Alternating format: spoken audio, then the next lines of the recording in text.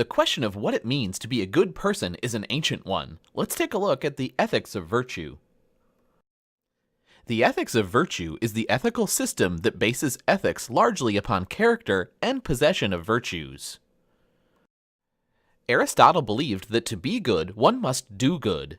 Virtues that a good person possesses include thriftiness, temperance, humility, industriousness, and honesty. Aristotle also believed that happiness was the goal of life. Aristotle defined virtues as excellences. He distinguished intellectual virtues like wisdom and understanding from moral virtues like generosity and self-control. To possess the moral virtues is not sufficient for the good life. One must also have the intellectual virtues, primarily practical reason. Aristotle believed that we are by nature neither good nor evil, but become so through training and acquisition of habits. Habits of a moral virtue are developed by following the example of a moral exemplar, that is, a parent or virtuous role model.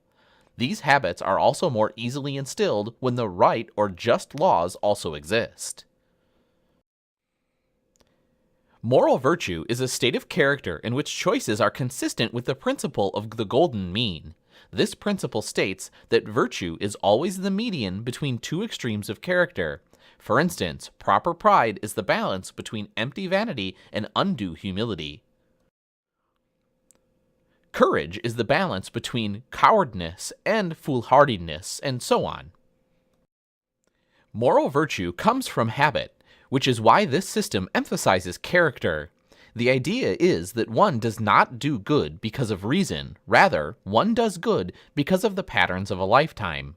Those with good character will do the right thing, and those with bad character usually will choose the immoral path. Somewhat related to the ethics of virtue's ethical system are the 6 pillars of character. The 6 pillars of character echo Aristotle's virtues. They include the following. Trustworthiness. This concept encompasses honesty and meeting one's obligations. Honesty means being truthful, forthright, and sincere, and the pillar also involves loyalty, living up to one's beliefs, and having values. Respect. This pillar is like the second portion of the categorical imperative of ethical formalism, which will be discussed subsequently. The concept admonishes us to treat each person with respect and not as a means to an end. The idea is also like the golden rule in Christianity. Responsibility. This means standing up for one's choices and being accountable. Everyone has a moral duty to pursue excellence, but if one fails, the duty is to take the responsibility for the failure.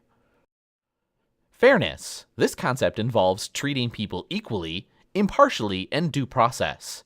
To treat everyone fairly doesn't necessarily mean to treat them the same, but rather apply fairness in terms of one's dealings with everyone. Caring. This pillar encompasses the ideas of altruism and benevolence. Citizenship. This includes the duties of every citizen, including voting, obeying the law, being a good steward of natural resources of one's country, and doing one's fair share. One difficulty with the ethics of virtue is in judging the primacy of moral virtues.